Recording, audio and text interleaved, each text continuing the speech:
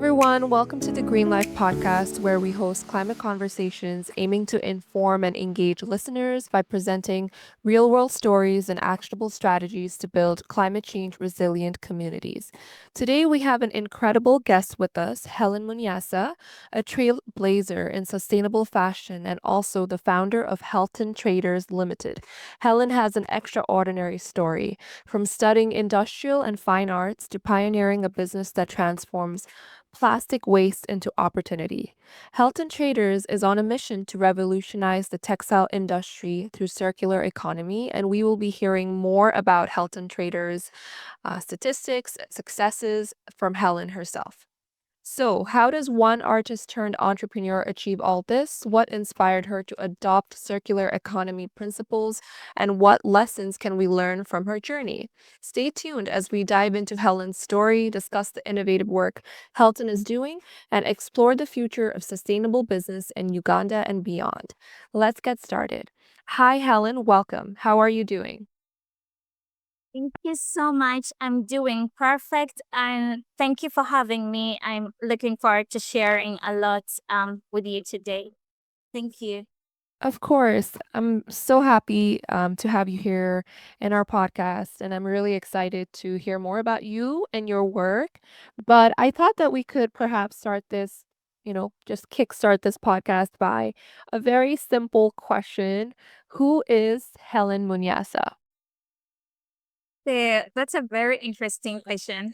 Um, I'm I'm 32 years old, and I'm a bachelor's of industrial and fine art degree holder from Macquarie University. So, well, my passion of doing everything revolves around something to do with fashion and arts. And well, through this, I embarked on a journey on creating solutions that merge art, sustainability, and community empowerment. So, I love art. We are literally inseparable, and I love things to do with fashion, arts, and yes, in brief, that is me. Excellent. So you're a very creative person, clearly. So, we did some research, of course, and we found out that you've had like a very interesting trajectory. And as you mentioned yourself, from a BA of Arts and Industrial and Fine Arts to pursuing textile design and now starting your own business, Helton Traders Limited, in sustainable Yeah, fashion. So yeah. I am sure our audience would also love to hear, how did you go from one point to the other? So, what first inspired you to adopt circular economy practices, especially when it comes to plastic waste? Thank you so much for that question. So everything started with, my like I said earlier, I pursued a bachelor's of industrial and fine art. So it's all started with my love for fashion and art. Once you do everything you do, what once you do what you love, it literally doesn't even feel like you're working at all. So it started with art, and then it came up with how I came to co-found Hilton Traders with my partner. We were before textile traders, and they have a very successful business. So we came up with this idea of turning plastic bottles into high quality sustainable polyester sewing threads. So my journey starts literally with that deep love for textiles, and then which grew into my commitment to solving my country's plastic waste crisis. So literally right now in Uganda, my country, we are generating over 600 tons of plastic waste in a day, and only 40% of those are recycled, and the rest just find themselves into the drainages, the landfill. So something that, as a founder, as an in as an environmentalist, I found so intriguing, and you know it also inspired me to create a circular economy practice of turning plastics into sustainable polyester sewing thread. And these solutions that, generate value, like how I turn plastics into sustainable polyester sewing thread. So that's the love that I have for fashion and textile, together with knowing that we have a very huge crisis. So I literally took the problem as an opportunity to creating change and so much more. Yeah. Thank you so much for that. I think 600 tons is clearly a lot. And I think the entire purpose of circular economy is, so we do have all this plastic waste. So, how do we turn this into something that's more circular? How do we make it an opportunity and how do we take it to the end of its life, right? So, that's exactly what you're doing. Right. So you have like shared with us already something like given us an introduction to your company, Helton Traders Limited. But at this point, I would really love to know more about your company. What are some of the successes that you've had and the challenges that you've had to face in your preliminary years? Okay. So that's a very good question. So, to speak more about Hilton, so we are tackling two critical issues in Uganda as Hilton. So we are tackling a problem of the growing plastic pollution and then the undersupply of polyester sewing threads into my country. So Uganda, as Uganda, we import 200 tons of of sewing threads, but the market, I'm a textile trader, so but the market needs over 3,000 tons. These sewing threads come from China and they take between 2 to 4 months to arrive, which causes delays for the businesses.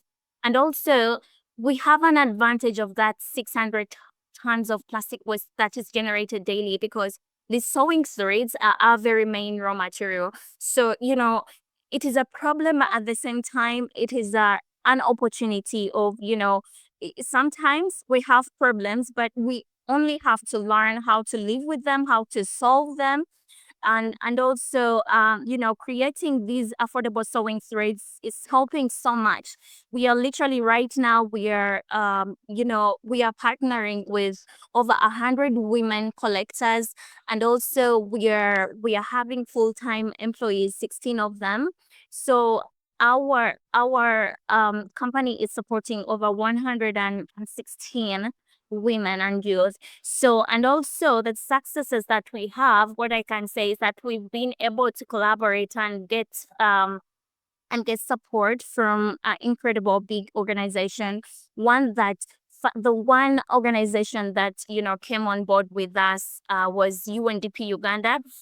They believed and supported our journey and our company, when everyone was saying, oh no, not now. You know how things go when you're in those, phases of fundraising, you want to start.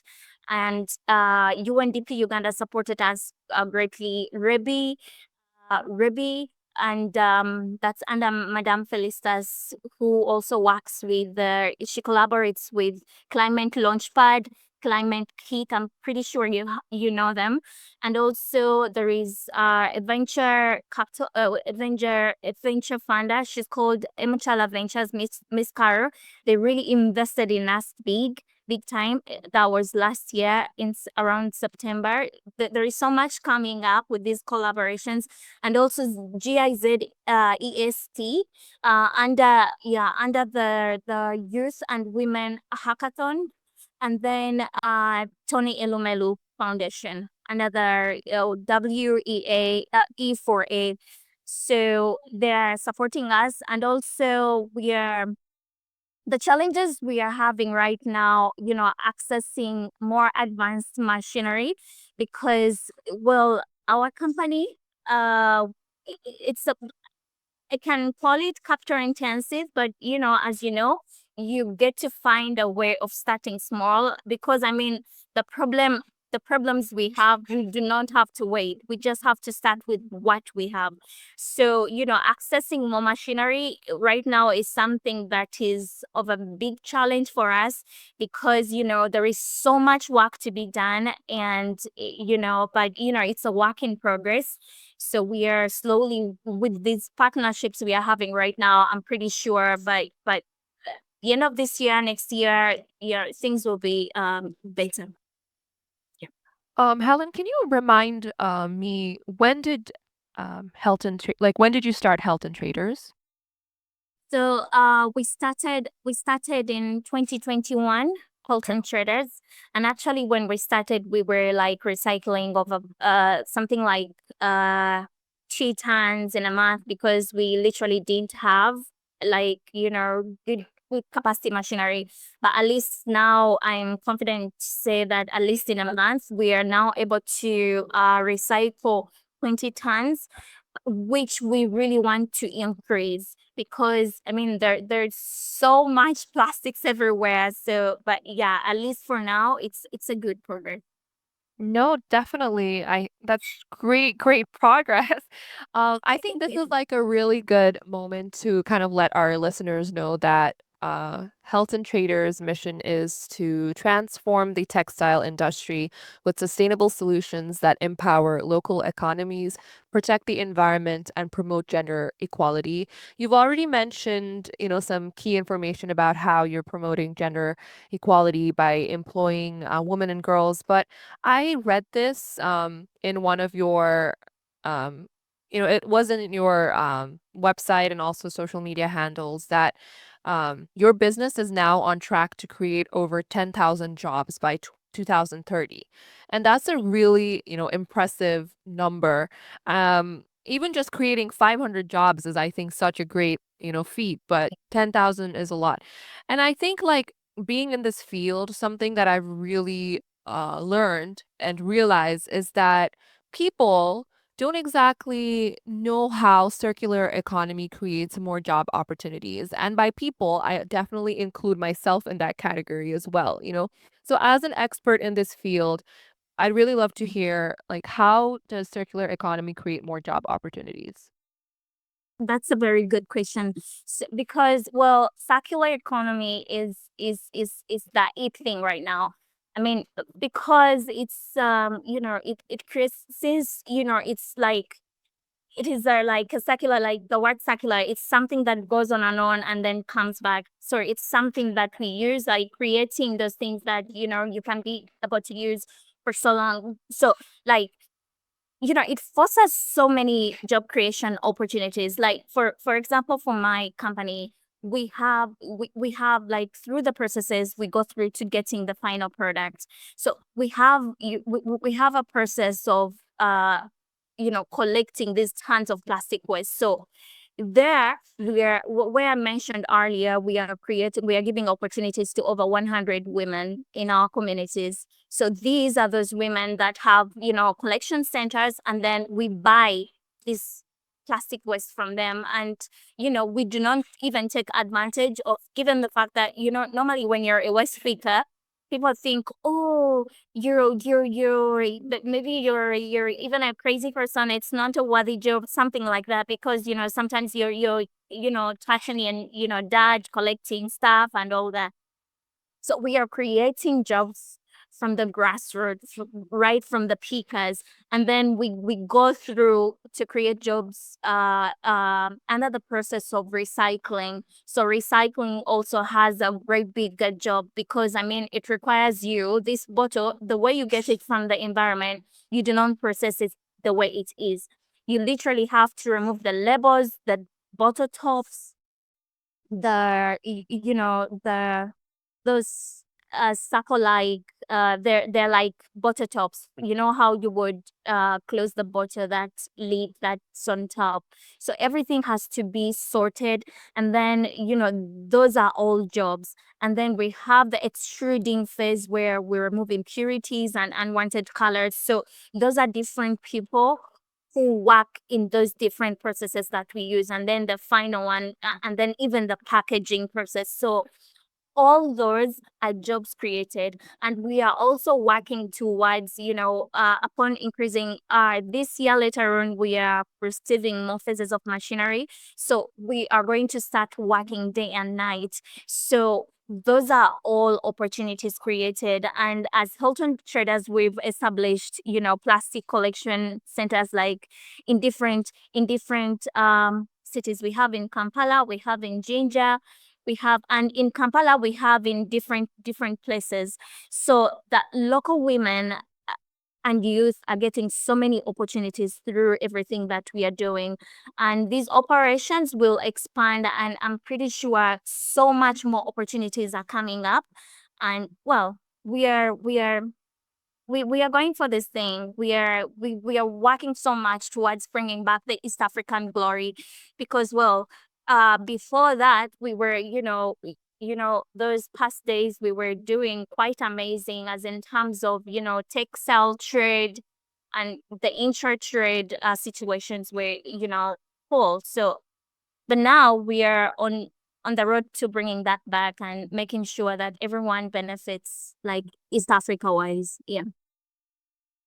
I think that, you've like raised a lot of good points there, and clearly your company, it's very like sure, like I think what it's really the message that I've gotten is that circular economy is something that really it promotes the well-being of people.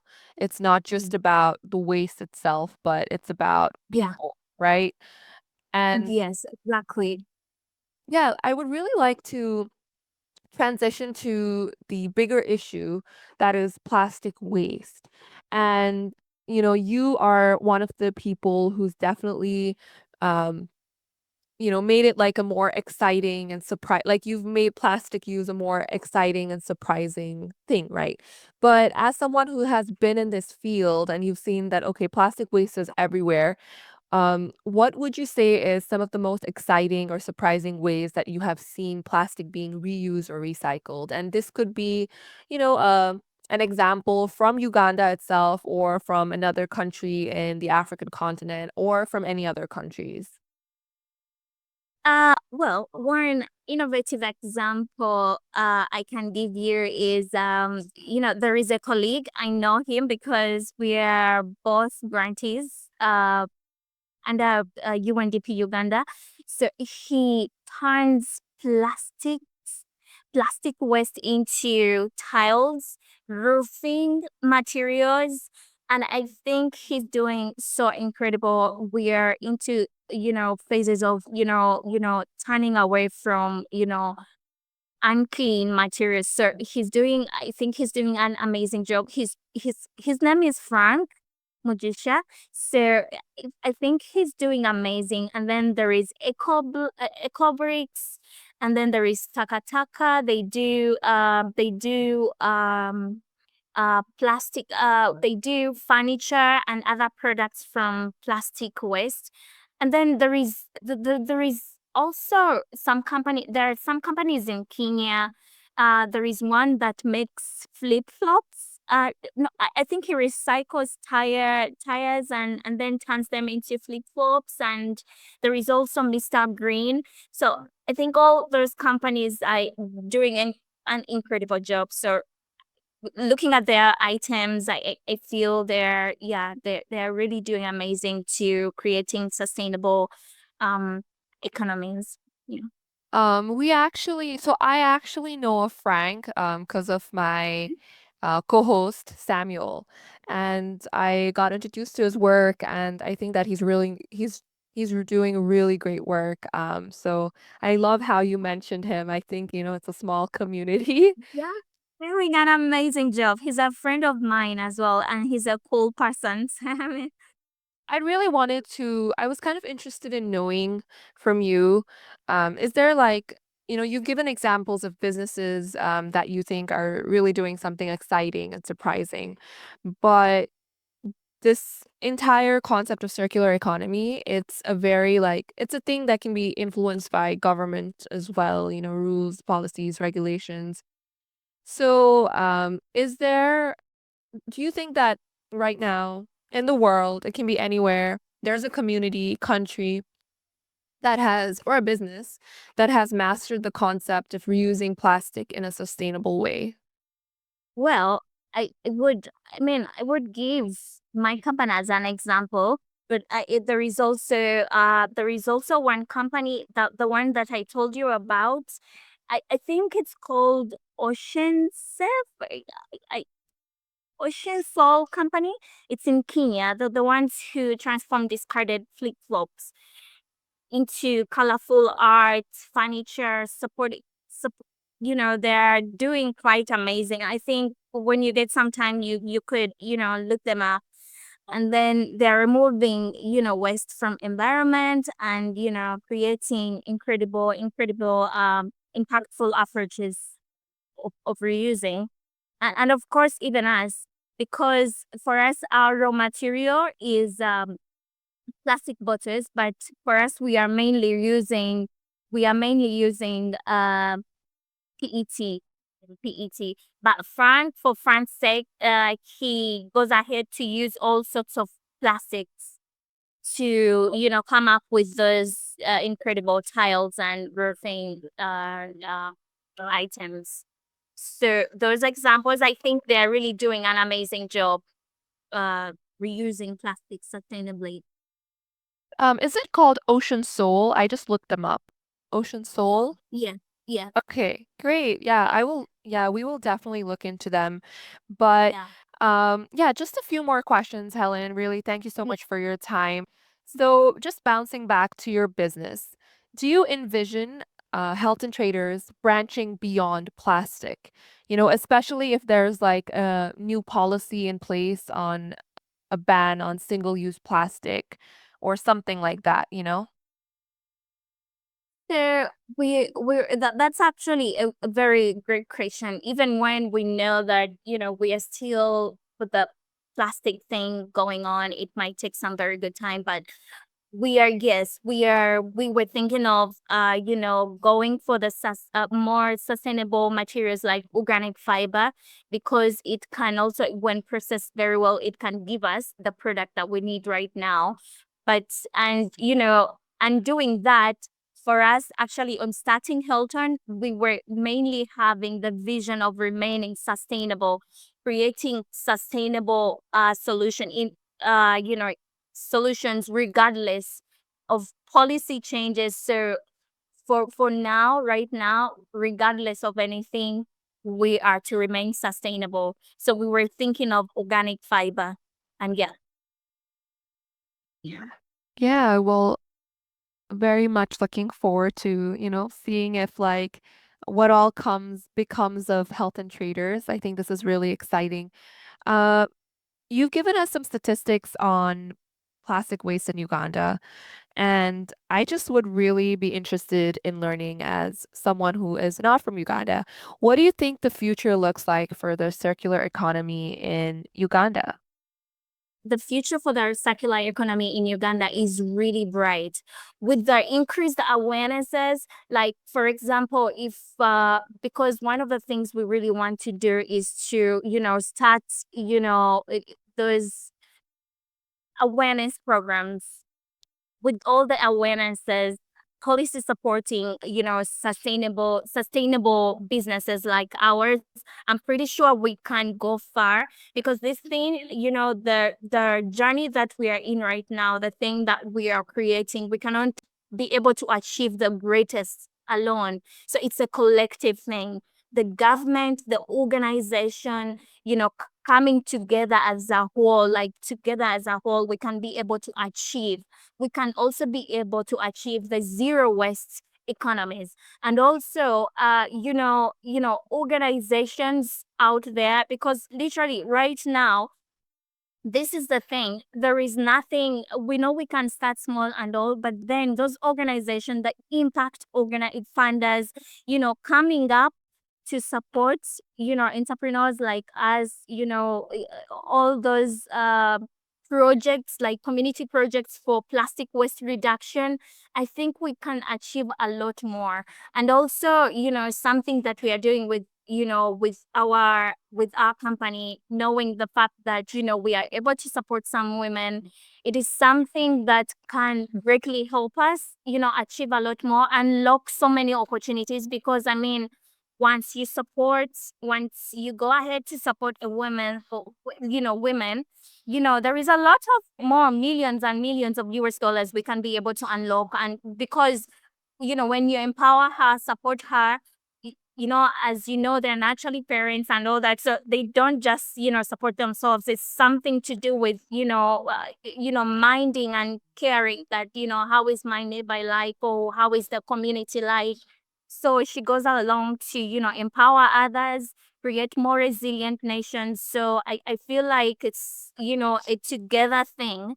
Like we have to, attaining the zero waste economies and the circular economy. I think it's, you know, it can be attainable and achievable when we work together as a whole. Yeah. I agreed. I agree. Preach it, honestly.